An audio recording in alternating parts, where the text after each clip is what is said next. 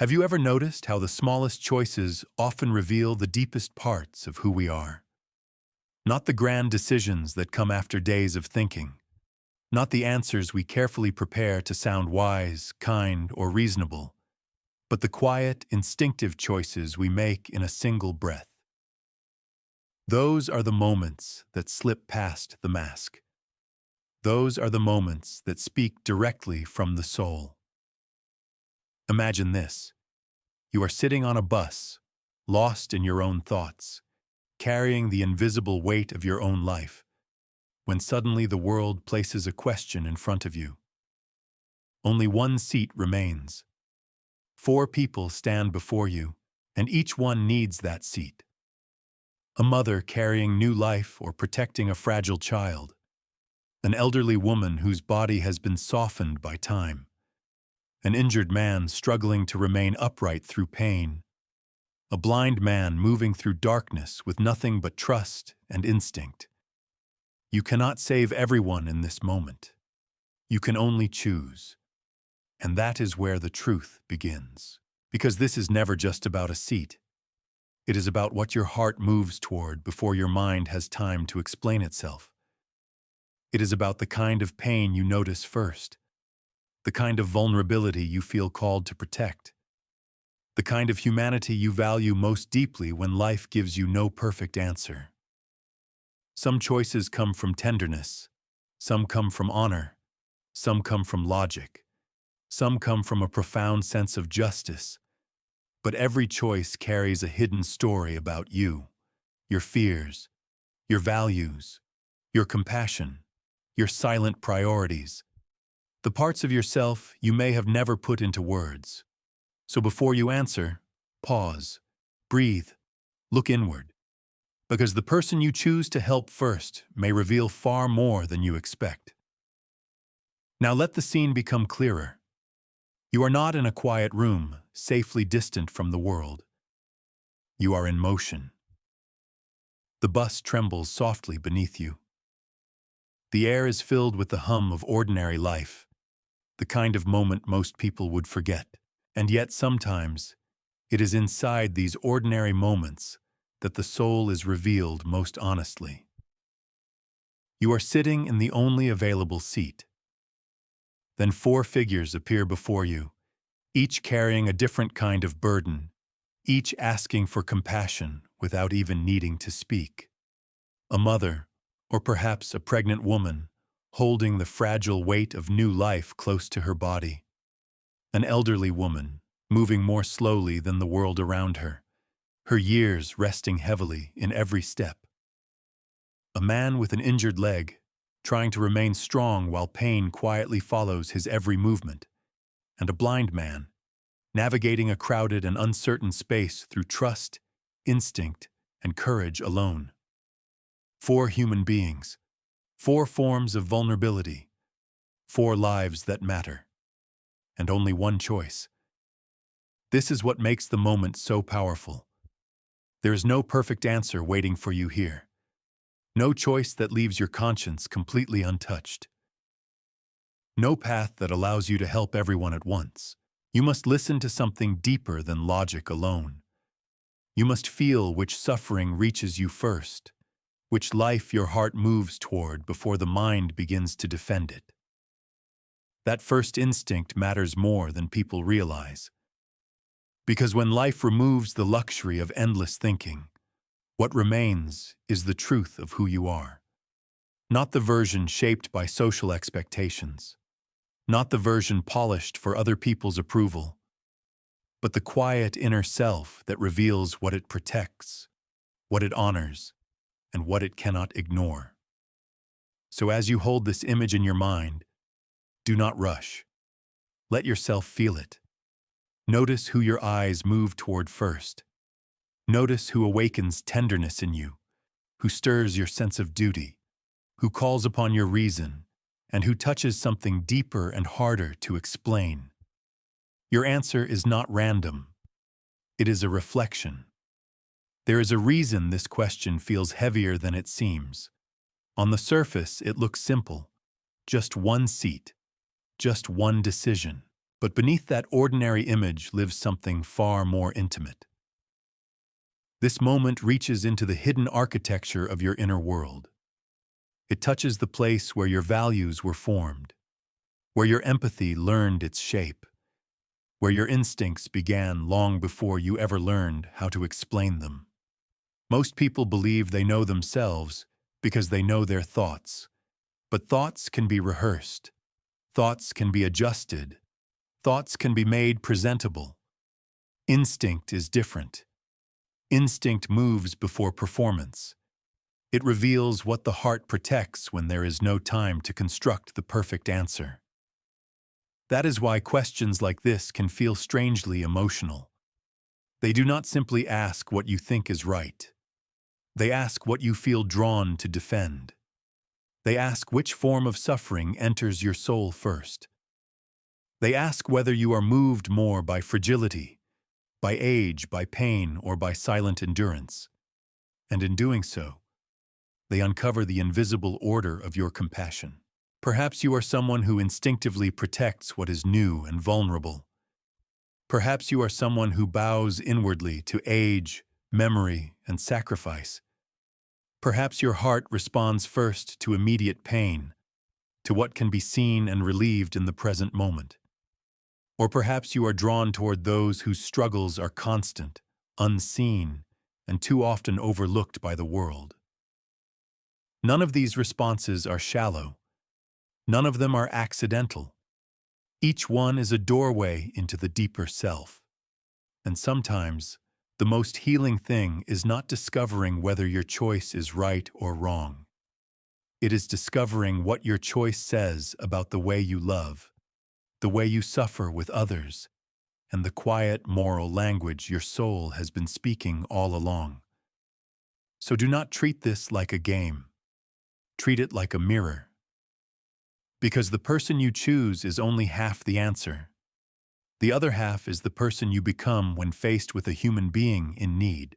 If your eyes moved first toward the mother, or the woman carrying new life, then your soul may be guided by one of the most ancient instincts within the human heart. The instinct to protect what is fragile, innocent, and not yet fully formed. This choice is not only about kindness. It reveals a deep inner orientation toward the future. You are someone who does not merely see what is in front of you. You feel what is still becoming. Where others may see one tired person, you sense two vulnerable lives bound together in a single moment. You feel the quiet sacredness of responsibility. You understand, perhaps without even realizing it, that helping her is not just an act of courtesy. It is an act of preservation, a defense of tenderness itself. People who make this choice often carry a nurturing energy that runs deeper than appearances. Even if you do not describe yourself as soft, emotional, or maternal, there is likely something within you that responds intensely to dependence, innocence, and the need for shelter. You may be the kind of person who feels protective without being asked, who notices when someone is overwhelmed before they say a word, who carries the silent burden of caring more than others realize. There is also something hopeful in this choice. It suggests that part of you still believes in tomorrow, still believes that what is beginning deserves to be guarded, still believes that the world can be made gentler if someone decides, even for one brief moment, to place compassion above comfort. This does not make you weak. It makes you a guardian of possibility. But this kind of heart often carries hidden weight. Those who protect life so instinctively can become tired in ways no one sees.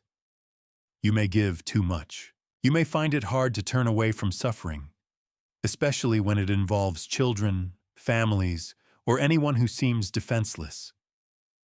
You may feel guilty when you cannot save everyone, and sometimes, because your empathy runs so deep, the world can feel heavier than it does for other people. Still, there is beauty in the way you love. You are moved by beginnings. You are touched by vulnerability. You do not only respond to pain, You respond to what might be lost if no one steps forward. If this was your choice, then perhaps your deepest truth is this. Your soul was shaped to protect what cannot yet protect itself. If your attention moved first toward the elderly woman, then your heart may be guided by reverence, memory, and a quiet sense of human dignity that many people feel but few truly honor. This choice reveals a soul that does not worship speed, novelty, or appearances. You are someone who still feels the weight of time. You look at an older person and do not simply see age. You see years. You see battles survived in silence. You see a life that has carried love, loss, sacrifice, disappointment, endurance, and wisdom in ways younger eyes can barely imagine. Where others may notice weakness, you notice history. Where others may see fragility, you see a human being who has already given so much to the world. There is something deeply noble in this instinct. It suggests that part of you is shaped by gratitude. You understand that none of us arrive here alone. The roads we walk, the homes we build, the values we inherit, and the lives we are able to live were all touched by those who came before us. To offer your seat in this case is not merely to help someone tired. It is to bow inwardly before a life that has already carried its share of burdens. People who choose the elderly woman often possess a rare emotional depth. You may feel drawn to stories, to ancestry, to memory, to the quiet sadness of time passing. You may be the kind of person who senses the loneliness hidden inside old age, the invisible pain of becoming slower in a world that keeps rushing forward. You understand that one of the deepest wounds a person can feel is not physical weakness, but the feeling of being forgotten.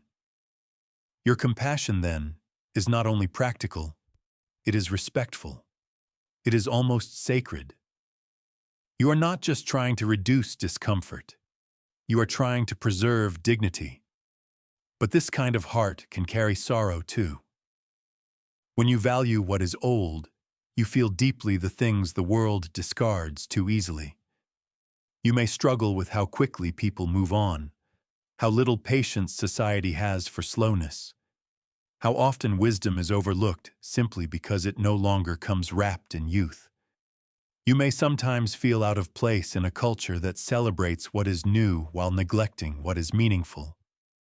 And yet, there is something profoundly beautiful in your instinct. You do not turn away from age. You honor it. You do not fear the signs of time. You recognize them as proof that a life has been lived. If this was your choice, then perhaps your deepest truth is this. Your soul knows how to respect what the world too often forgets. If your eyes moved first toward the man with the broken leg, then your inner world may be guided by clarity, realism, and a powerful instinct to respond to suffering in its most immediate form. This choice reveals a mind that does not drift toward appearances or sentiment first. You notice what is urgent. You notice what is concrete. You notice the pain that is happening now. While others may be drawn toward symbolism, age, or innocence, you are drawn toward direct human need. You see a body under strain, a person fighting to remain steady, and your heart answers with action. There is something deeply honest in this kind of compassion. You are not detached. You are effective. Your empathy takes the form of relief. You want to reduce pain where it is most visible, most present, and most likely to worsen if ignored. In that sense, your instinct is not cold at all. It is grounded. You care enough to focus on what can actually help in the moment. People who make this choice often carry a strong, practical intelligence. You may be the kind of person who remains calm when others panic, who thinks clearly in tense situations, who can quickly see what matters most when circumstances become confusing. You are not easily seduced by dramatic emotion if the facts point elsewhere. You trust what is real, what is observable, what can be solved. And because of that, others may rely on you more than you realize. There is also strength in the way you love. Some people love through comforting words. Some love through reverence or tenderness. You often love through usefulness, through solving, through stepping in when something is broken and trying, quietly and decisively, to make it less painful. Your care is not always poetic, but it is reliable. It changes things. Still, this way of being can carry its own burden. Because you are so focused on what must be done, others may sometimes misunderstand you. They may not see how deeply you care beneath your composed surface. They may call you too logical, too restrained, too practical, simply because your compassion does not always arrive wrapped in softness. But the truth is, your heart is not absent. It is disciplined. And perhaps that is your deeper truth. If this was your choice, then your soul may be saying this. When pain appears in front of you, you do not look away, and you do not hesitate. You move toward what hurts, and you try to lessen it with the quiet power of action. If your attention moved first toward the blind man, then your soul may be shaped by a rare and profound form of empathy, the kind that does not only respond to visible pain, but also to the quiet struggles that most of the world never fully sees. This choice reveals a heart that looks beneath the surface. You are not guided only by what is immediate or obvious. You sense the deeper reality of what it means to move through life without certainty, without ease, and often without the full understanding of others. While some people respond first to what appears most fragile or most urgent, you are drawn toward the burden that is constant, invisible, and enduring. There is something deeply moving in that instinct. It suggests that you are the kind of person who recognizes how exhausting it can be to live in a world that was not built with everyone in mind. You understand that some struggles do not announce themselves dramatically. They unfold quietly, every single day, in the background of a person's life. A blind man standing on a bus is not only a man who needs a seat in that moment. He is someone navigating uncertainty in nearly every step he takes. And something within you feels that truth immediately. People who make this choice often carry a powerful sense of inner justice. You may be someone who notices what others overlook, who feels unsettled by unfairness, who cannot easily ignore the pain of those who are left to adapt to a world that rarely adapts to them. Your empathy is not simple pity. It is awareness. It is respect.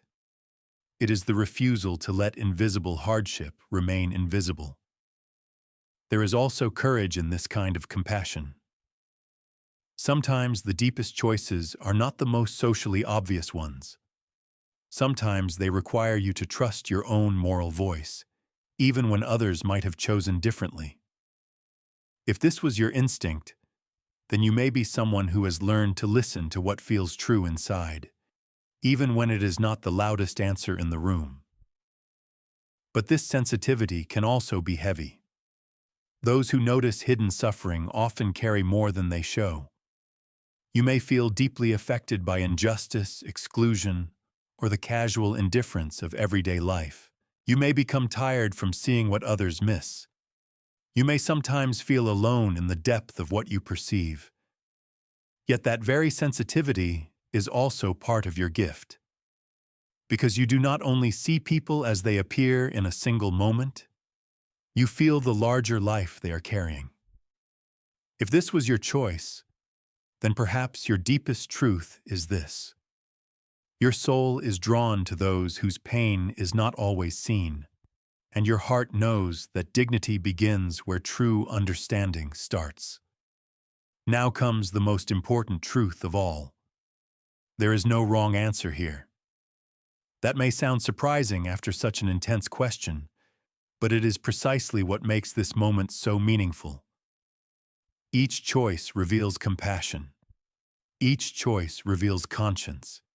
Each choice reveals a different way the human heart responds when faced with suffering. What changes is not whether you care, but how your care is shaped. What moves you first? What your soul has learned to protect? What kind of vulnerability calls you most deeply? Some people are drawn toward new life because they feel the sacred need to protect what is fragile and still becoming. Some are drawn toward old age because they feel reverence for everything a person has endured. Some move toward visible injury because pain that can be relieved immediately feels impossible to ignore. And some are pulled toward invisible disability because they understand that the deepest struggles are often the ones the world forgets to see. None of these instincts are empty. None of them are shallow. None of them are proof that you love one kind of person more and others less. They simply reveal the inner language of your empathy. And sometimes, the most revealing response is not choosing at all. Some people cannot decide, not because they are weak, but because they feel the humanity of every person too strongly. They see all four forms of need at once and feel torn open by the impossibility of ranking one life above another. This does not mean they lack clarity. It may mean they possess a painful kind of moral depth. They do not move quickly because they feel too much. Others immediately try to create another solution. They imagine standing up, helping people rotate, finding someone else to assist, or refusing the limits of the question itself. This often reveals a creative and generous spirit, someone who does not accept harsh choices without first searching for a more humane path. And yes, there are even those who may choose to keep the seat. Sometimes this comes from exhaustion, sometimes from boundaries, sometimes from wounds no one else can see. The human heart is more complex than appearances allow, and not every act of self-preservation is cruelty. That is why this question matters so deeply. It does not sort people into good or bad.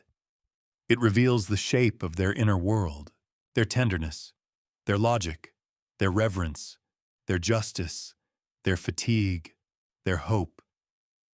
What you chose is not a verdict, it is a window. In the end, this is not really a story about a seat on a bus. It is a story about you, about the part of you that responds before words arrive, about the quiet law inside your heart that decides who must be protected first, about the invisible map of your values, drawn not by what you claim to believe, but by what you instinctively reach for when another human being stands before you in need. That is why moments like this can feel so personal. They do not simply test your kindness. They uncover the shape of your compassion. They show whether your soul leans first toward innocence, toward dignity, toward urgent pain, or toward silent endurance. They reveal what kind of suffering your heart cannot ignore. And sometimes, they reveal what parts of life you still need to understand more deeply. Maybe your choice showed you that you are more nurturing than you realized. Maybe it showed you that respect and gratitude live at the center of your character. Maybe it revealed a practical strength, a mind that remains steady when others are overwhelmed. Or maybe it uncovered a profound sensitivity to hidden struggle, to lives that carry burdens the world too easily overlooks. Whatever your answer was, do not judge it too quickly. Listen to it. Because self-awareness begins in moments exactly like this. In moments where something small opens a door to something vast. In moments where a simple decision becomes a mirror, and that mirror reflects not only who you are, but who you are becoming. And perhaps that is the deepest lesson of all. Not that one choice makes you better than another person, But that understanding your choice can bring you closer to yourself, closer to the truth of what you value, closer to the kind of love you naturally give, closer to the kind of person you are when no one is telling you who to be. So now the question returns to you, more quietly than before, but more deeply too. Who would you give the seat to first? And what does that choice whisper about your soul?